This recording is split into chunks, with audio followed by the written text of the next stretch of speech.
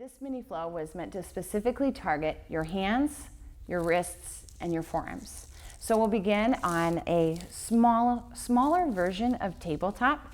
So instead of having my hips over my knees, I'm going to kind of walk my knees in just a little bit because we're going to be moving around and exploring some space here.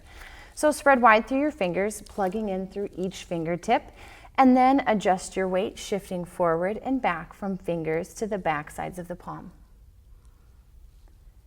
After a few rounds of shifting back and forth and ensuring that you're plugged in through your pointers and your thumbs, you'll begin making circular motions. They might start out small and gradually get bigger. They might start out big and work their way to small. We're just sensing the movement through our hands, all the little muscles that are getting to stretch here.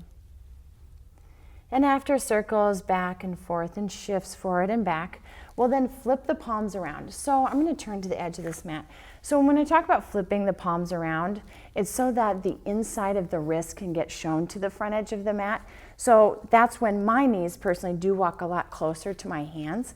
If you feel like this already borderlines on strain, you can kind of butterfly your hands out to the side until you're ready to flip the palms all the way around. So I've shortened my stance here, moving the knees very close because this is super gentle. Spread wide throughout your fingers, just again, plugging in through the tips of each and shifting a little bit forward and a little bit back. We won't spend as much time here as we did on the front side because these stretch fairly easily, forward and back, a few little circles, both directions.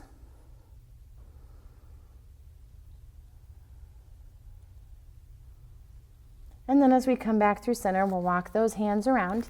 And I usually curl the toes and sit my weight back onto my hips so like my toes can get a little massage here too. But then we're going to stick our fists up into the air. You'll pretend to knock on a door 4 times slowly, feeling the stretch through the top of your forearm. Then you'll rev the engine back 4 times, sensing the stretch through the underneath part of your forearm. Then we're going to shake salt on our head. You'll notice the stretch to the outside of the forearm, the activation of the inside. And we're going to flip it the other direction. Try whipping the side walls. Whoop, whoop. Stretching of the inside and strengthening of the outside. Then you'll open your palms wide, roll your wrists, allow the palms to open to the side, and you'll notice a fresh flow of energy throughout the hands, into the wrists, and into the forearms as well.